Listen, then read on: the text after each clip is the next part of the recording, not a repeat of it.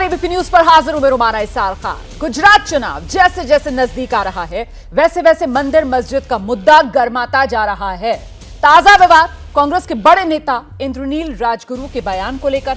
राजकोट में एक सभा के दौरान उन्होंने बयान दे दिया कि अजमेर में महादेव बैठे हुए हैं और सोमनाथ में अल्लाह मौजूद हैं। अच्छा, ये वही इंद्रनील राजगुरु हैं जिन्हें कांग्रेस ने पिछले चुनाव में तत्कालीन मुख्यमंत्री विजय रूपाणी के खिलाफ उतारा था। ये वही राजगुरु हैं जो इस साल अप्रैल में आम आदमी पार्टी में शामिल हो गए थे, लेकिन जब आम आदमी पार्टी ने उनको नजरअंदाज कर इशुदान गढ़वी को सीएम उम्मीदवार बना दिया तो फिर उन्होंने कांग्रेस में घर वापसी कर ली। तो पहले आप सुन लीजिए उनका वो बयान जिसको लेकर ये पूरा विवाद है। अजमेर में पण महादेव बैठा है ने सोमनाथ में पण अल्लाह बैठा है। ए महादेव नी दया छे, ये अल्लाह नी दया छे। मारी दृष्टिए महादेव ने अल्लाह एक ज छे। बोलो अल्लाहु अकबर। तो सोमनाथ मंदिर को लेकर राजगुरु के बयान पर बीजेपी अब हमलावर है। बीजेपी इसको मुस्लिम तुष्टीकरण से जोड़ रही है। देखिए, चुनाव आता है तो कांग्रेस के दिग्गज नेता कभी मंदिरों की परिक्रमा करनी शुरू करते हैं, कभी अपने कोर्ट के अंदर से जनेऊ दिखाना शुरू करते हैं, तो कई उनके नेता हैं कि वो फिर जाति धर्म संप्रदाय के ऊपर बात करके वोट बटोरने का काम करते हैं। अंग्रेज चले गए लेकिन उनकी सोच कांग्रेस ने आज भी अपनाई हुई है, बांटो और राज करो।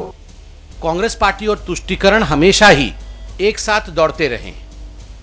ये जो इनकी दौड़ होती है ना चुनाव के समय, ये हमेशा तुष्टीकरण के साथ ही होती है। इस प्रकार के बयान कांग्रेस पार्टी सदैव ही देती रही है और कांग्रेस पार्टी की तुष्टीकरण को लेकर कांग्रेस का क्या हाल हुआ है ये आज हम देख रहे हैं। तो बीजेपी तुष्टीकरण का नाम दे रही है इस बयान को इंद्रनील राजगुरु के, जिसे खुद राजगुरु जो हैं वो धार्मिक एकजुटता की बात कह रहे हैं, एकता का संदेश था। वो अपने बयान को हिंदू मुस्लिम एकता का नाम दे रहे हैं। तो आज शो में यही सवाल कि सोमनाथ में अल्लाह और अजमेर में महादेव धार्मिक एकजुटता या फिर तुष्टीकरण। चर्चा के लिए खास मेहमानों से आपका परिचय करा देती हूं। बीजेपी के प्रवक्ता जयेश व्यास हमारे साथ मौजूद है, कांग्रेस प्रवक्ता अभय दुबे जी, संगीत रागी जी प्रोफेसर दिल्ली यूनिवर्सिटी और पंकज शर्मा वरिष्ठ पत्रकार हमारे साथ जुड़ रहे हैं। बहुत स्वागत आप सभी का। जयेश व्यास जी, बयान को खुद इंद्रनील राजगुरु जिन्होंने ये बात कही है वो कह रहे हैं कि साहब ये तो धार्मिक एकता के संदर्भ में दिया गया बयान है। बीजेपी को ये तुष्टीकरण वाला बयान क्यों नजर आता है सर, बताइए।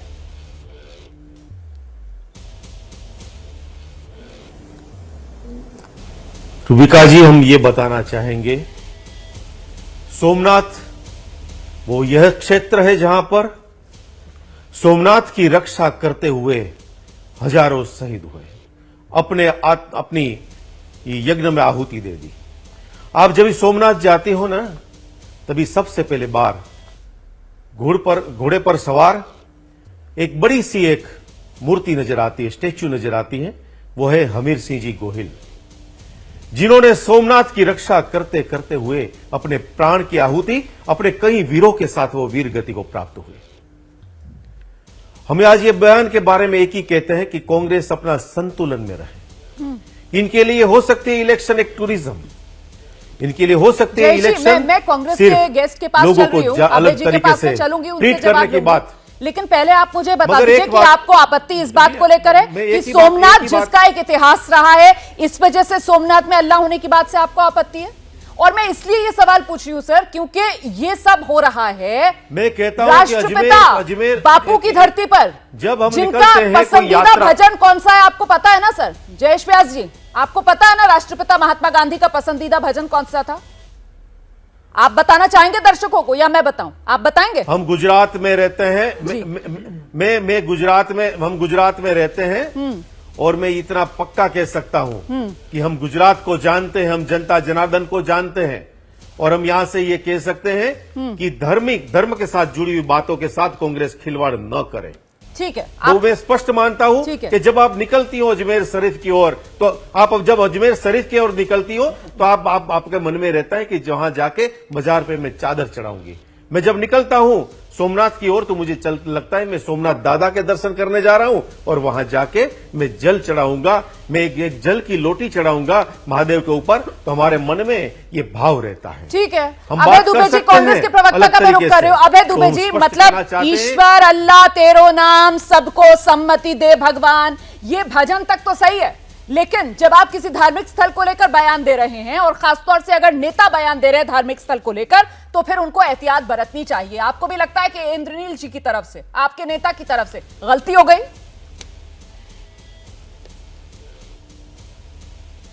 रोमाना जी, आज गुजरात की जनता को क्या दिखाई दे रहा है, उस पर भारतीय जनता पार्टी को अपने पुष्टिकरण की आवश्यकता है। गुजरात की जनता क्या कह रही है?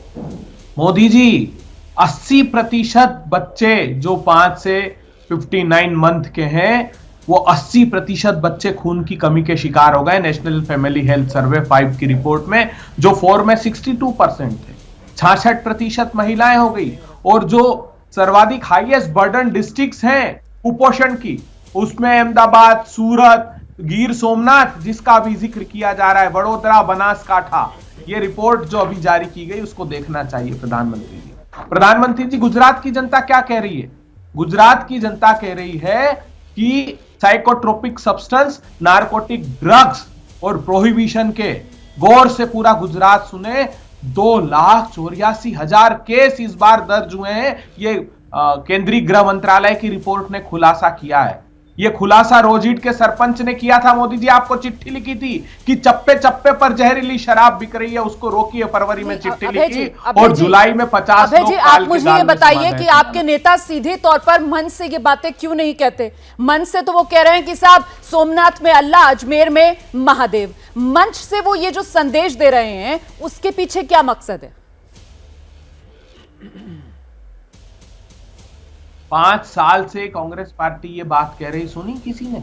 हम तो आग्रह कर रहे थे, और इनके पुलिस अधिकारी भी लिख रहे थे कि चप्पे चप्पे पर जहरीली शराब है और प्रोहिबिशन ऑफिसर के सरपरस्ती में बिक रही है। आपके चैनल पर आकर कहते हैं अरे इलेक्ट्रिसिटी में सरप्लस स्टेट। फिर इनसे पूछिए कि क्यों मार्च के महीने में नोटिफिकेशन निकाला कि प्रत्येक उद्योग सप्ताह में 1 दिन बंद रहेगा क्योंकि 500 मेगावाट की डिफिशियंसी। बताइए ना क्यों हाईकोर्ट को कहना पड़ा कि ट्राइबल राइट एक्ट 18 साल हो गए, ऐसा लगता है कि लागू नहीं किया गया। 1 लाख आदिवासी भाइयों के पट्टे, आजीविका के पट्टे जो कांग्रेस पार्टी ने अधिकार दिया था, वो जिले स्तर पर क्यों निरस्त कर दिए? प्रधानमंत्री सर, मैं आपसे जानना चाह रही थी कि आखिरकार ये बयान क्यों दिया गया? मैं दोबारा आऊंगी सर, आखिरी बात क्यों, अभी तो शो लंबा चलेगा, दोबारा आपके पास आऊंगी। मैं प्रोफेसर संगीत रागी का रुख करना चाहती हूँ। संगीत रागी जी, आपसे समझना चाहती हूँ कि आखिरकार ये इंद्रनील राजगुरु की तरफ से जो बयान दिया गया है, ये लोग जो हैं वो मुद्दों पर आकर वोट दें, धार्मिक एकजुटता लोगों में बनी रहे, इस मकसद से दिया गया ये बयान है, या फिर धर्म के आधार पर बांटकर वोट लेने की ये कोशिश है? देखिए, यदि मैं कांग्रेस का वहाँ पर प्रचार करता तो मैं जो कांग्रेस के प्रवक्ता भी मुद्दे उठा रहे थे, इन्हीं मुद्दों को लेकर के जाते और देखते कि जनता का मिजाज कैसा है, क्या जनता, वहाँ की गुजरात की जनता इन मुद्दों पर भारतीय जनता पार्टी के साथ अभी भी खड़ी है या कांग्रेस पार्टी की तरफ जाने के लिए तैयार है। मुझे लगता है कि दूसरी बात जो आप कह रहे हैं, इससे मुझे लगता है कि कांग्रेस पार्टी प्रतिस्पर्धा कर रही है आम आदमी पार्टी के साथ।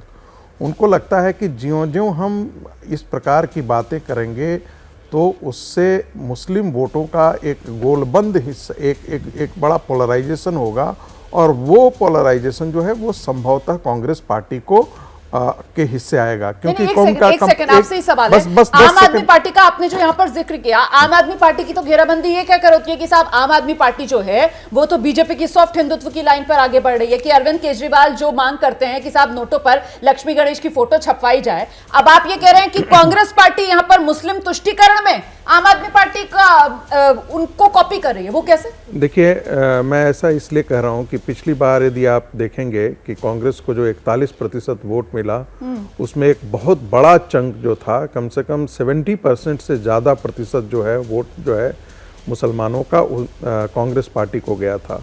और जो भारतीय जनता पार्टी को जो मुसलमानों का वोट आया था वो 7 से 8% के आसपास था गुजरात के चुनाव में। उनको लगता है कि यदि मुस्लिम वोटों का एक आज के दिन में यदि आम आदमी पार्टी आई है, अच्छा। तो आम आदमी पार्टी कहीं ना कहीं उठ के वोट बैंक को काट रही है। समझ गए दर्शक, समझ गए आपकी बात। आप ये कह रहे हैं कि साहब मुस्लिम वोट कहीं कांग्रेस पार्टी से छिटक ना जाएं, इस डर से मुसलमानों को साथ देने के लिए ये बयान दिया जा रहा है। अभय जी से एक रिएक्शन ले लो, फिर देखिए ना पंकज जी। बस छोटा सा हिस्सा जोड़ दे रहा हूं। जल्दी से मैं तो ये कह रहा हूं कि कांग्रेस में पता नहीं क्यों आत्महत्या करने के लिए आपस में नेताओं की होड़ मची हुई है क्या? मैं तो ये समझ नहीं पा रहा हूं कि कांग्रेस ऐसा करके करना क्या चाह रही है।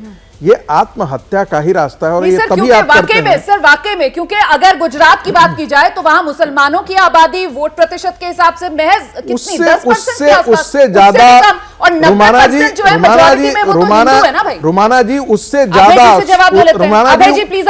रुमाना जी उससे ज्यादा सोमनाथ का एक अपना इतिहास है। मोहम्मद गजनी ने इसे तोड़ा था। ये इस्लामिक टेररिज्म का एक बहुत बड़ा नमूना है और ऐसी स्थिति में वहां पर इनको अल्लाह दिख रहा है। हाँ। तो एक ढंग से ये हिंदुओं की भावनाओं को भड़का रहे हैं। ठीक है, और हिंदू वोटों का पोलराइजेशन होगा। अबे सर आइए। रोमाना जी, ये इनसे पूछिए ना, 7 जिले ऐसे थे 33 में से मोदी जी खुद अपना चेहरा आगे रखकर चुनाव लड़ रहे थे, और यही गिर सोमनाथ, मोरबी, गिर सोमनाथ से लेकर नर्मदा तक 7 जिलों में एक सीट भी भाजपा ने नहीं जीती थी। क्या बात करते हैं आप? आपको हत्या वो दिखाई नहीं दे रही जो मोरबी में नियोजित रूप से संस्थागत हत्या कर दी? जय सुख भाई को जय हो का आशीर्वाद दे दिया और कहते थे मैं चौकीदार हूं, और उस मोरबी पुल के चौकीदार को जेल में डाल दिया बेचारे के, जिसके जिसका दोष नहीं था।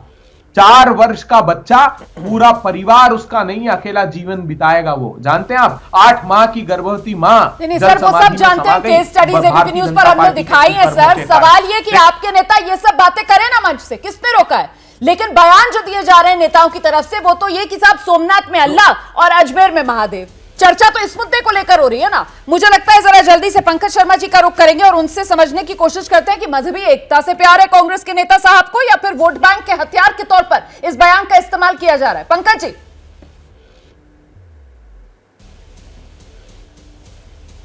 पिछले 7-8 साल में एक रिवाज बन गया है कि भावनात्मक तौर पर कही गई बातों को तोड़ मरोड़ के पेश किया जाए। ये भारतीय जनता पार्टी का ये रोजमर्रा का काम है। अब ये राजकोट के कांग्रेस के प्रत्याशी ने क्या गलत कह दिया? उन्होंने यही तो कहा है ना कि जब मैं हिंदू तीर्थ यात्रियों के साथ बैठकर बस में सोमनाथ जाता हूं तो मुझे वही आनंद मिलता है जो जब मैं मुस्लिम तीर्थ यात्रियों के साथ ट्रेन में बैठकर अजमेर जाता हूं तब जो आनंद मिलता है। और उन्होंने कहा कि सोमनाथ में अल्लाह भी है और अजमेर में महादेव भी है।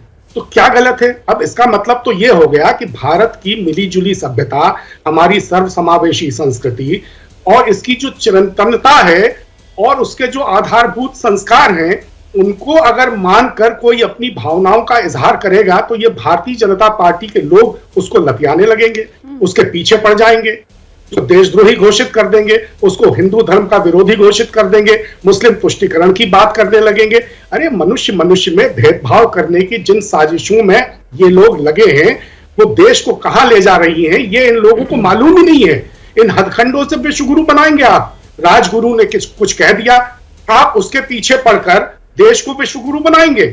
एक बात बताइए कि सोमनाथ पर इतने हमले हुए, 5-6 बार आक्रमण हुए, तो अलाउद्दीन खिलजी का सेनापति उसको तबाह नहीं कर पाया, मोहम्मद गजनी उसको तबाह नहीं कर पाए, औरंगजेब के जमाने में 2 बार आक्रमण हुए, उससे सोमनाथ तबाह नहीं हुआ। तो ये इस तरह की बातों को तूल देकर दरअसल आप सोमनाथ को तबाह करने की कोशिश कर रहे हैं। लेकिन तो ये ऐसा भावनाओं का क्या? लेकिन पंकज जी, हिंदू एक सेकंड पहले जयेश व्यास जी के पास आऊंगी, उसके बाद आपके पास आऊंगी सर। लेकिन पहले आप मुझे जवाब दीजिए पंकज शर्मा जी। आपने सोमनाथ का इतिहास बता दिया, आपने कहा कि ठीक है साहब, सोमनाथ को लेकर जो इतिहास रहा है उसको कोई तबाह नहीं कर सकता है, सिर्फ और सिर्फ यहाँ पर सियासत हो रही है। लेकिन आप मुझे बताइए कि हिंदुओं की भावनाओं का क्या? उनकी भावनाओं के साथ खिलवाड़ करना जरूरी है क्या सर? जब एक जगह का, वो भी एक ऐसे पवित्र स्थान का एक पूरा इतिहास रहा है और मुस्लिम आक्रांताओं को लेकर उस जगह का एक इतिहास रहा है, तो जरूरी है वहां पर चुनावी सभा में एक नेता को उसी पवित्र स्थल पर यह कहना कि साहब वहां पर मुझे महादेव या भगवान नहीं बल्कि अल्लाह नजर आते हैं? पंकज जी। नहीं, तो उन्होंने ये भी तो कहा कि मुझे अजमेर, हाँ तो उन्होंने ये भी तो कहा कि मुझे अजमेर में महादेव नजर आते हैं। कौन सी गलत बात कह दी? बैलेंस कर आज दिया। से 32 साल पहले सितंबर में 1990 के 25 सितंबर का दिन था, तो इसी सोमनाथ से आडवाणी जी की रथ यात्रा निकली थी ना अयोध्या के लिए। कौन था उस रथ यात्रा का संयोजक? उसके बाद जयपुर में, जोधपुर में, अहमदाबाद में, बड़ौदा में, हैदराबाद में किस तरह के दंगे हुए भूल गए ये लोग? 166 दंगे हुए, 600 से ज्यादा लोग उसमें मारे गए। मैं जवाब देती हूं ना, जयेश जी हमारे साथ मौजूद हैं। राजनीतिक कारणों हाँ, से ठीक है। दुरुपयोग करने की ठीक है। इससे बड़ी मिसाल है कोई? ठीक है जयेश जी, इससे जवाब बड़ी कोई दीजिए। मिसाल है? राजनीतिक इस्तेमाल सोमनाथ का बीजेपी करे तो सब चुप, और अगर कांग्रेस के नेता सोमनाथ के जरिए देश में एकता का संदेश दें तो फिर बीजेपी को परेशानी क्यों? जयेश व्यास जी। रोमाना, ये कोई भी एकता का संदेश नहीं है, पहली बात। और गुजरात के इतिहास को उजागर अपने तरीके से करने वाले इतिहासकार जो बैठे हैं उनको मैं बताना चाहूंगा कि जब सरदार वल्लभ भाई पटेल ने सबसे पहले समंदर पर के बाद 1947 में 15 अगस्त के बाद जब सरदार पटेल साहब सोमनाथ आए, हाथ में अंजलि ली पानी की समंदर के जल से, और बताया कि ये जगह का मैं अस्मिता का पुनरुद्धार हमें करना है। और पुनरुद्धार जब हुआ तब तत्कालीन राष्ट्रपति जब यहां आना चाहते थे तभी उनको रोकने वाले भी जवाहरलाल नेहरू थे। मुझे ये बड़ी बड़ी बातें करने वाले को मुझे समय दिया जाए, मुझे समय दिया जाए कि आज भी मां नर्मदा का अवतरण के लिए गुजरात का जहां तक पानी नहीं था, मैं बीच में नहीं बोला हूं, मैं बीच में नहीं बोला हूं, मैं बीच में नहीं बोला हूं रोमाना, पंकज जी रोमाना मैं बीच में नहीं बोला हूं, रोका जाए रोमाना, किसी ने नहीं टोका। रोमाना मैं बीच में नहीं बोला हूं। आप भी जयेश जी ये का अपने संदेश उपलब्धियों के संयम अपनी अपनी रखिए, बातें करने संयम वाले, रखिए। मैं बीच में आप नहीं भी बोला, दोबारा मुझे आप समय जवाब दिया दे जाए। दीजिएगा। सुन लीजिए पहले इनको बोलते हैं इंटॉलरेंस, इनको बोलते हैं इंटरटॉलरेंस, इनको बोलते हैं वाणी का स्वातंत्र को हनन करना, इनको बोलते हैं वही 1975 वाली कटौकटी की मानसिकता आप में डाली गई है। इनको बोलते हैं जिस तरह नहीं भूल के सुनिए सुनिए सुनियों की क्षमता, सुनने की क्षमता रखिए, सुनने की क्षमता रखिए प्लीज। वाणी स्वातंत्र ऐसा नहीं होता है। और जो पूरे भारत देश को और गुजरात को इधर उधर करने वाले लोग पूरे कान खोलकर सुन लो कि गुजरात की जनता बराबर पूरे पूरे आपको जानती है। ये अभी मैं बोल रहा हूं, सुनिए, सुनने की क्षमता रखिए, सुनने की क्षमता रखिए। इनको बोलते हैं इंटॉलरेंस, असहिष्णु जी, मिस्टर असहिष्णु, मिस्टर असहिष्णु, थोड़ा सुनिए। आप असहिष्णु सुनिए, आप बोलते हो सत्य है और हम बोलते असत्य है। वो कैसे, वो तय करने वाले कौन होते हैं आप? पूरे सोमनाथ की हम पूजा करते करते अब आगे आए हैं। नहीं, आपने गलत बोला। सोमनाथ क्षेत्र में मैंने पहले भी बताया, हमीर जी गोहिल का वहां पे वीर गति को प्राप्त हुआ है। मैं बोलता हूं नेहरू जी ने रोका, बिल्कुल रोका। आपको क्या मालूम है?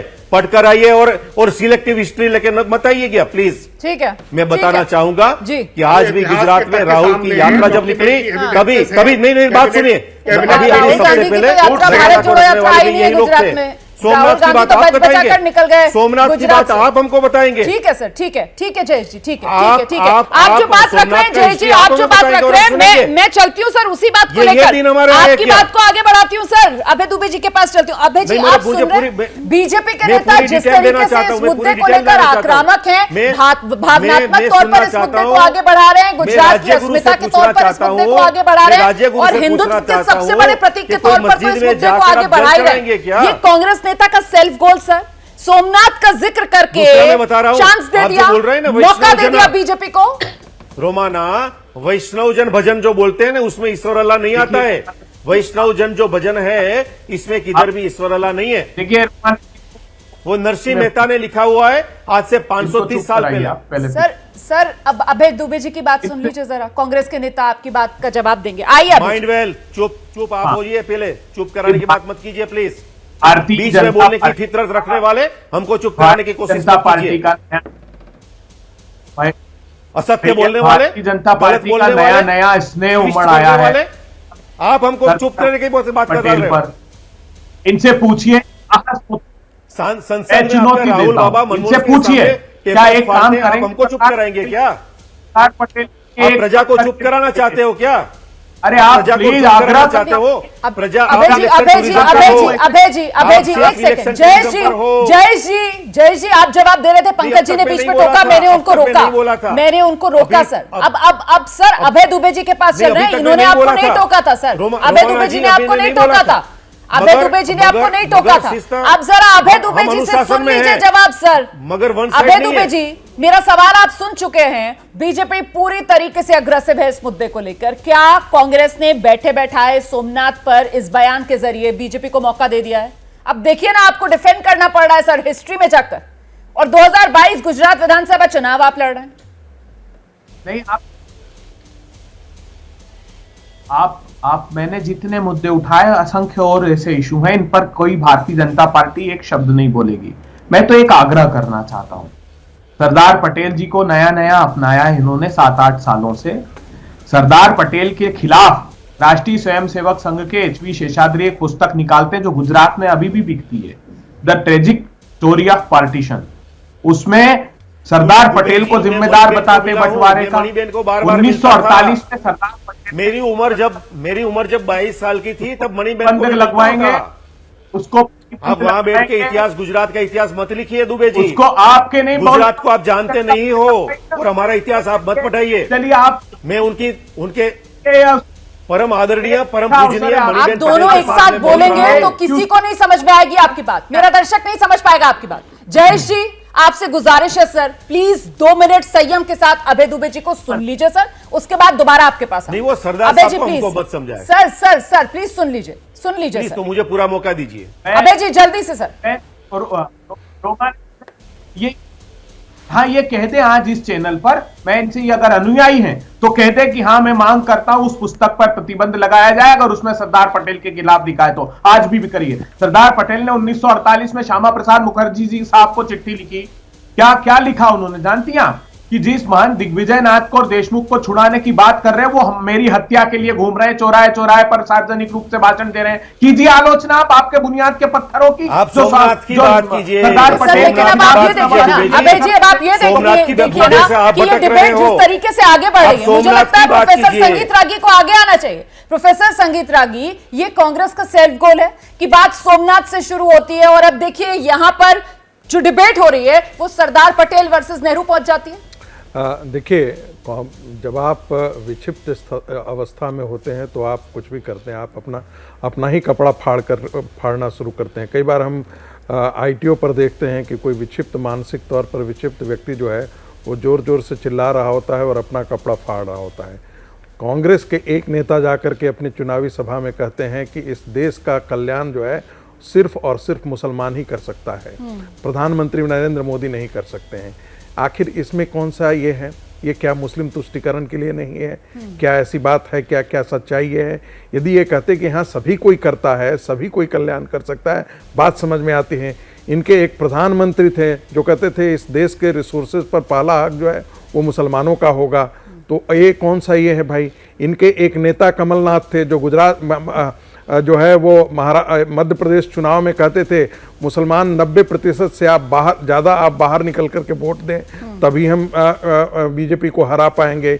इनके लिए आर्क बिशप जो है वो पत्र जारी करते हैं और कहते हैं कि कांग्रेस को ही वोट दें। ये क्या है? क्या सबसे बड़ा कट्टरवादी जो है पश्चिम बंगाल के चुनाव में इस्लामिक कट्टरता के प्रतीक के साथ ये अलायंस चुनाव का करते हैं। ठीक है। जो है वो मुस्लिम लीग के साथ ये चुनावी समझौता करते हैं और बयानबाजी ऐसे करते हैं जैसे ये सेकुलरिज्म के अवतार हैं। जयेश जी तो ठीक तो कहा कि राजेंद्र प्रसाद जी वहां पर जाना चाहते थे, उनको जवाहरलाल नेहरू जी ने रोका। इतिहास में नहीं, मैं इसी पर सर इसी मुद्दों पर रहते हैं ना, बयानों पर रहते हैं। अभय जी के पास में चलती हूँ। अभय जी, ये बयान जो अभी प्रोफेसर संगीत रागी गिना रहे थे ना सर, इसी गुजरात चुनाव में आप देख लीजिए सर, जगदीश ठाकुर साहब हैं आपके गुजरात कांग्रेस के अध्यक्ष हैं, वो दोबारा से दोहराते हैं डॉक्टर मनमोहन सिंह वाले बयान को। वो कहते हैं डंके की चोट पर हमारे पीएम कहते थे देश की तिजोरी पर पहला हक अल्पसंख्यकों का है। सर, कांग्रेस के उम्मीदवार सिद्धपुर से चंदन ठाकुर वो इसी चुनाव में कहते हैं देश को अगर बचा सकते हैं तो सिर्फ मुसलमान बचा सकते हैं। और अब ये इंद्रनील राजगुरु जी वाला बयान, तो सर वो शब्द जो कांग्रेस को भी बहुत पसंद है, क्रोनोलॉजी। तो क्रोनोलॉजी अगर इन बयानों की देखी जाए इस गुजरात चुनाव में तो सर ये एकता से ज्यादा तुष्टीकरण से जुड़ता हुआ नजर आता है बयान कांग्रेस के नेता का, इंद्रनील जी का। रोमाना जी, इनको कहना चाहता हूं अपने दामन की सियाही तो मिटा लो पहले हम पे इल्जाम लगाने वालों। 2012 नागपुर घुर गए, संघ का मुख्यालय, मुस्लिम लीग के साथ स्थानीय निकाय के चुनाव में इन्होंने भागीदारी की। मुस्लिम लीग के साथ वो प्रश्न हिस्सेदारी का करके जवाब सरकार नहीं देंगे। बनाई। दुबे जी छोड़िए ना, प्रश्न का कि जवाब मोदी नहीं जी आप देंगे। रोमाना वो प्रश्न का जवाब नहीं देंगे। हिंदुओं जयेश भाई, तो बताइए। जयेश भाई आज आप सोच कर आए कि अभय दुबे जी को नहीं बोलने देना है ना? एक जयेश भाई आप जरा सा बोलने दीजिए सर उनको, दोबारा आपके पास आऊंगी। नहीं, आपकी नहीं, मुस्कुराहट सब बता रही है जयेश भाई, आप सोच कर आए अभय जी को नहीं बोलने देना। आप बोलने दीजिए। कॉन्स्टिट्यूएंट असेंबली में प्लीज सर प्लीज, अभय जी जल्दी से अपनी बात रखिए, उसके बाद में बाकी मेहमानों का रुख करें। को तकलीफ क्या है? तकलीफ क्या है? क्योंकि इनकी बुनियाद ही इसी आधार पर रखी है। कांग्रेस सर आप पार्टी ने उनकी बुनियाद किस बुनियाद आधार किस पर ये चीज पर बताने है? की बजाय सर आप अपने नेताओं के बयानों को बताइए ना। ये जो मैंने अभी पढ़कर आपको बताए इसी गुजरात चुनाव में ये क्रोनोलॉजी कांग्रेस नेताओं के बयान की, इसका मतलब समझा दीजिए आप दर्शक को। बस मैं तो आपसे ये कह रही हूं अभय जी। गुजरात में इस बात का कोई जिक्र नहीं कर रहा है। गुजरात में क्या जिक्र हो रहा है कि मोदी जी ने झूठ बोला टेलीविजन पे कि ड्रॉप आउट रेट 1% रह गई। 23.3% डायस की रिपोर्ट है मानव बात संसाधन जवाब विकास नहीं मंत्रालय की। सेकेंडरी एजुकेशन में 100 में से 23 बच्चे स्कूली शिक्षा को छोड़ देते हैं। उज्ज्वला बहने गौर से सुने पूरा गुजरात 5.5 लाख ये सारे रिसर्च जो आप करके आए हैं सर अपने नेताओं को दे दीजिए ना गुजरात में, ताकि वो अल्पसंख्यक, मुसलमान, सोमनाथ, अल्लाह इस तरीके के बयानों से बचे सर। वो भी आपकी तरह मुद्दों पर वहां पर बात कर सकें और हम भी यहाँ पर डिबेट फिर मुद्दों पर ही कर सकें। हमको भी यहाँ पर डिबेट में बैठकर हिंदू और मुसलमान जैसे सवाल ना पूछने पड़े। प्लीज सर मैं तो आपसे रिक्वेस्ट करती हूँ कि आप अपने नेताओं को भी इस तरीके की रिसर्च दे दीजिए ना सर। अच्छा नहीं लगता है सर मुझे यहाँ पर टीवी पर बैठकर इस तरीके के हिंदू और मुसलमान जैसे सवाल पूछने, मजबूरी में पूछने पड़ते हैं सर। आप ही लोग ऐसे बयान देते हैं सर और हम मजबूर होते हैं पूछने के लिए। ये पहला अवसर नहीं है। दिल्ली का चुनाव उठाकर देख लीजिए। हाँ। वहां पर राम जादे और क्या कहा था वो कहना नहीं चाहता। प्रधानमंत्री उत्तर प्रदेश गए थे तो उन्होंने शमशान कब्रिस्तान पर चुनाव लड़ा। इसके पहले 2012 से देख लीजिए क्या कहते थे मोदी जी मुख्यमंत्री थे तो कि सर क्रीक की सीमा मनमोहन सिंह ने पाकिस्तान को सौंपी। अच्छा ठीक है, अब मैं जयेश जी के पास चलूं। मतलब जयेश जी कांग्रेस क्या करे, बीजेपी भी तो यही करती है। आप जो है सर आप जो बहुसंख्यक है उनके तुष्टीकरण की राजनीति कर रहे हैं, जवाब में कांग्रेस अगर अल्पसंख्यकों की तुष्टीकरण की राजनीति करे तो फिर आप कांग्रेस को कटघरे में खड़ा करने लगते हैं। यही है मामला जयेश जी। बिल्कुल मुझे समझ दिया जाए। हम सालों से बोलते हैं appeasement to none and justice to all, और हमने कर दिखाया। रोमाना हमने कहा था कि हमारी मुस्लिम बहनें जो ट्रिपल तलाक से बहुत दुखी होती हैं उनमें से उनको मुक्त किया। हमने कहा था कि हम 370 निकालेंगे, निकाला। रोमाना हम आज गुजरात में कहते हैं कि हम यूनिफॉर्म सिविल कोड लाएंगे, हम लाएंगे, क्योंकि हम खुशामत नहीं करना चाहते हैं, हम नहीं जानना चाहते हैं। और गुजरात में आज जितना लघुमती समाज जितना सुखी हुआ है 2000 से आज तक, सुनिए तो जयेश भाई, ये जो यूसीसी आप यहाँ पर गिना रहे हैं, चाहे यूसीसी का मुद्दा हो या फिर वो 1000 करोड़ मंदिर के उद्धार के बारे में देने की बात हो, ये सब तो आपके जो विपक्षी हैं वो यही जोड़कर कह रहे हैं कि साहब गुजरात मॉडल की हवा निकल रही है। तो फिर गुजरात जो कि हिंदुत्व की प्रयोगशाला रही है वहां पर बीजेपी एक बार फिर से मंदिर मॉडल पर लौट रही है। मंदिर मॉडल पर लौट रही है बीजेपी, गुजरात मॉडल की हवा निकल रही है। एक बार ये दुबे जी ये बता दे कि यूसीसी के साथ सहमत है कि नहीं है। एक बार ये भी दुबे जी बता दे कि ये जो हो रहा है लघुमती समाज का पूरा उनका पूरे देश के रिसोर्सेज पर उसका कब्जा होना चाहिए, उनका प्रथम अधिकार है, उनके लिए वो नहीं बोल रहे हैं, वो जवाब नहीं दे रहे हैं। आज कांग्रेस बोखलाहटों में आ गई है, उनके पास संतुलन खो गया है। आज कांग्रेस के पास कुछ बचा नहीं है।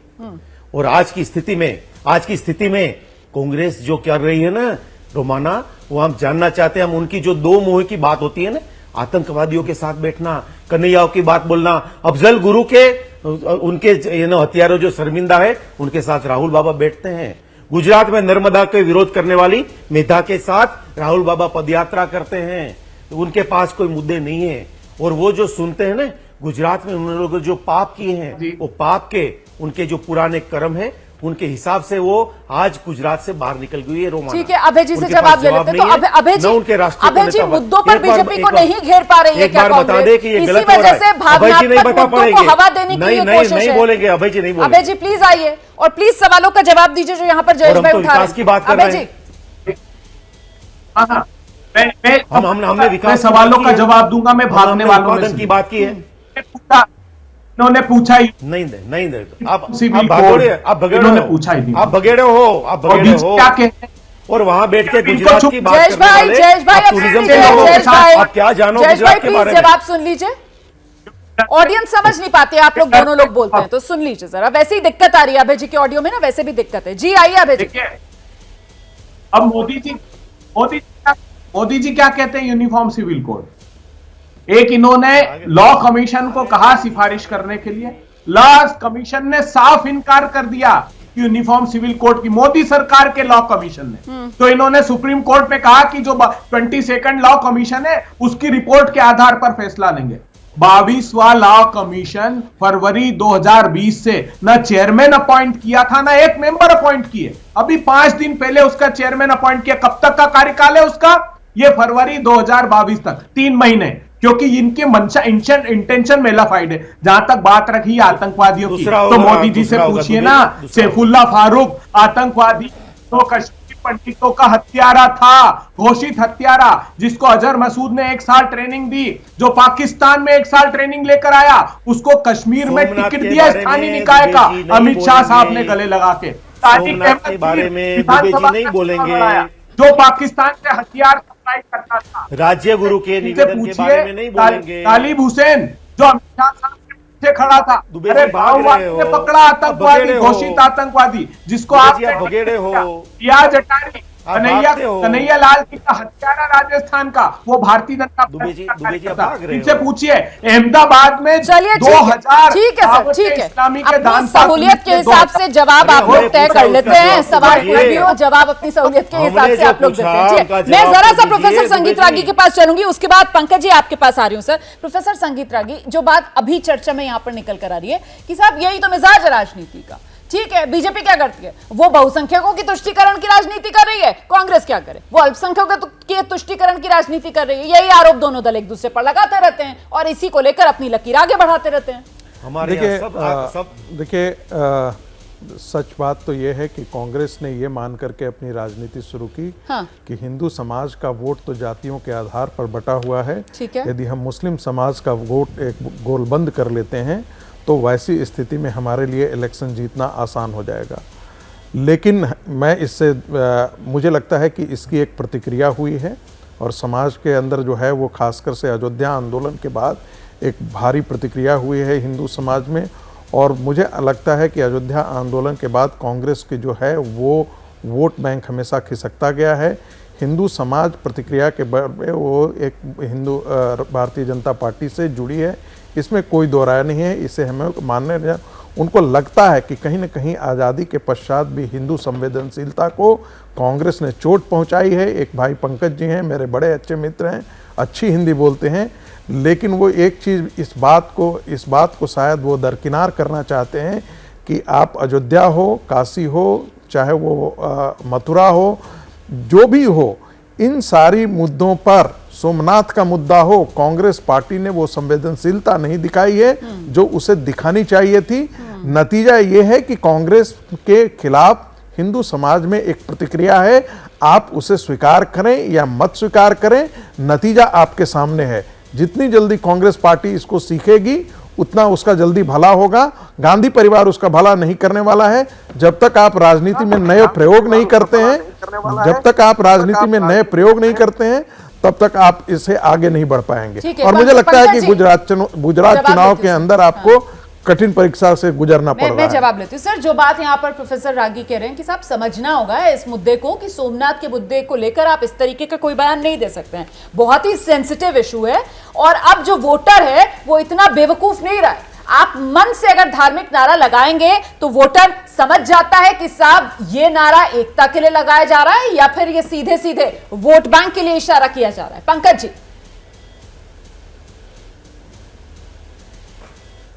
मैं संगीत रागी जी की इस बात से सहमत हूं कि हिंदू समाज में कांग्रेस को लेकर प्रतिक्रिया है, ठीक है। लेकिन ये प्रतिक्रिया क्यों है?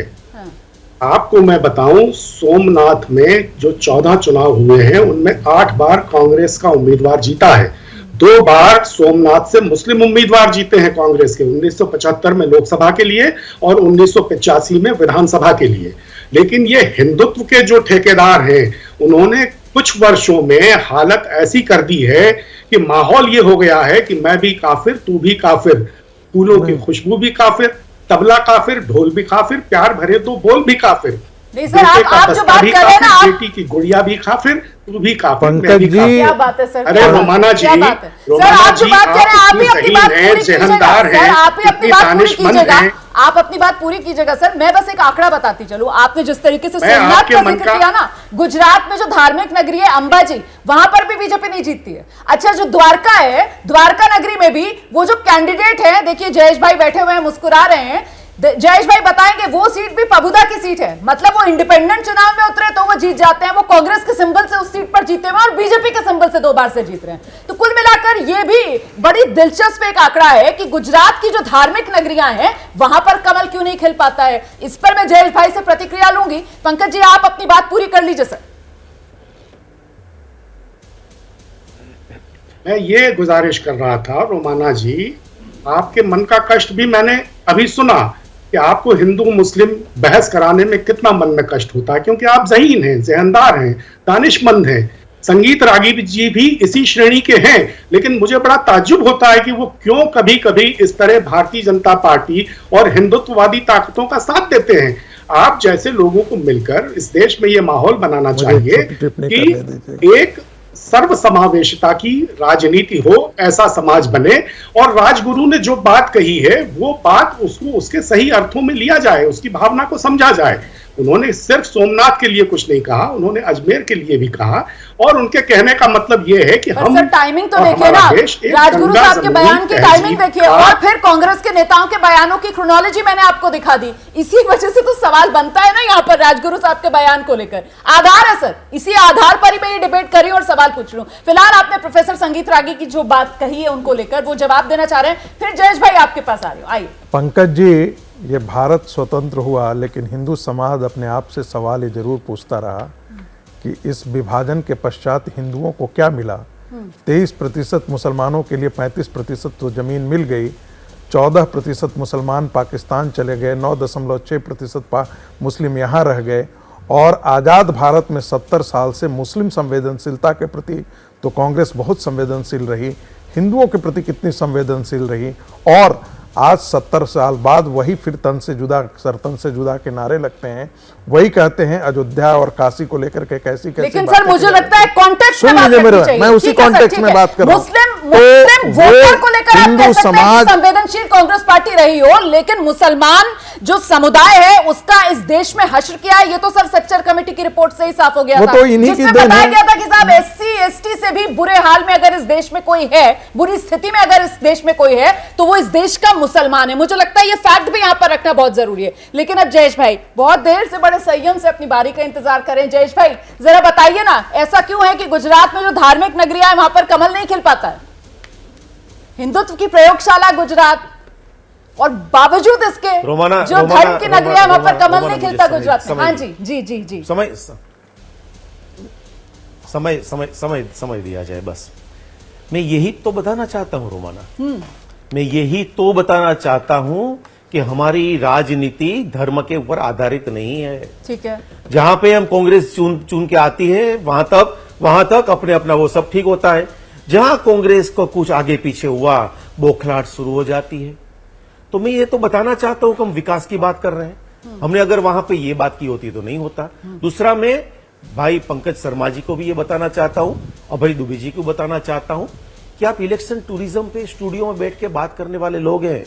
हमने यहाँ पे जमीन तय करते हैं, जमीन में काम करते हैं। मैं 2 चीज बताना चाहूंगा कि जो इंटेलेक्चुअल डिसऑनेस्टी है ना पंकज भाई, आपकी बौद्धिक अप्रामाणिकता आपको स्वीकार करने नहीं देती है।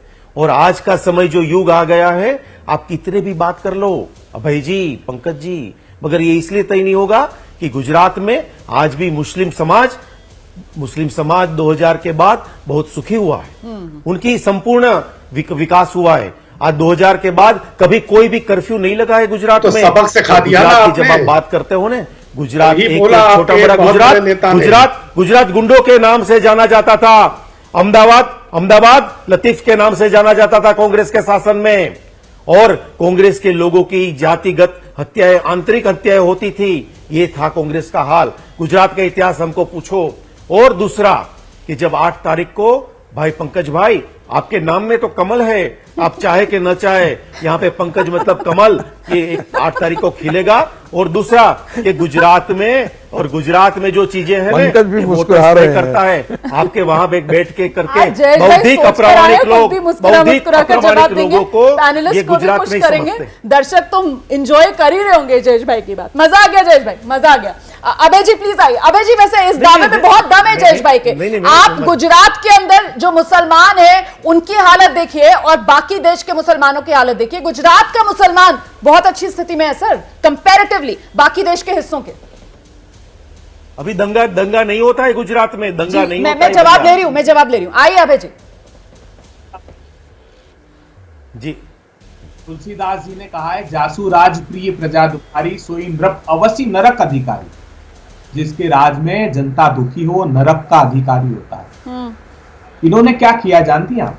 अपने पाप पर पर्दा डालने के लिए नियोजित रूप से भगवान राम तो थे ही नहीं, और रामायण की चौपाई आ रही है, भगवान राम थे नहीं आपके लिए। सुन तो लीजिए जयेश भाई, सुन तो लीजिए प्लीज। लेकिन जयेश भाई भी तो सही कह रहे हैं, सुन लीजिए। भगवान राम को तो मानते नहीं है वाले लोग, रामायण की चौपाइयां पढ़ रहे हैं। ऐसा ना कीजिए जयेश भाई, जल्दी से जयेश भाई प्लीज सुन लीजिए अभय जी की बात। आइए अभय जी प्लीज जल्दी। ठीक है। इनके पाप की पोटली खोलना आरंभ करता हूं। किशन भारवाड़ की नृशंस हत्या की, एक शब्द बोला इन्होंने। वो बेचारा, उसकी 4 वर्ष उसकी बेटी पैदा हुई, उसने कहा बेटी का चेहरा देख ले, उसको पहले जेल में डाल दिया। सर अल्पसंख्यकों को लेकर जो राजनीति की जा रही है उस पर मैं चर्चा करने के लिए आई थी, उस पर मैं आपसे सवाल पूछ रही थी। आप अलग मुद्दे पर ले जाते हैं सर। समय मेरे पास इतना ही आज। बहुत बहुत धन्यवाद, बहुत धन्यवाद आप सभी का इस चर्चा में मेरे साथ जुड़ने के लिए। क्या मजबूरी है मेरी, बताइए। मैं अभी आपको बताती हूँ कि मैंने ओए होए होए होए, नमकीन के चटकारे लेते हुए टकटकी मार के डिबेट शो को पॉज रिपीट कर करके देख रहे हैं जोगिंदर जी। इनकी तरह आप भी देखें अपनी फेवरेट डिबेट्स को रिपीट कर, और डाउनलोड कीजिए एबीपी लाइव ऐप अपने स्मार्ट टीवी पर।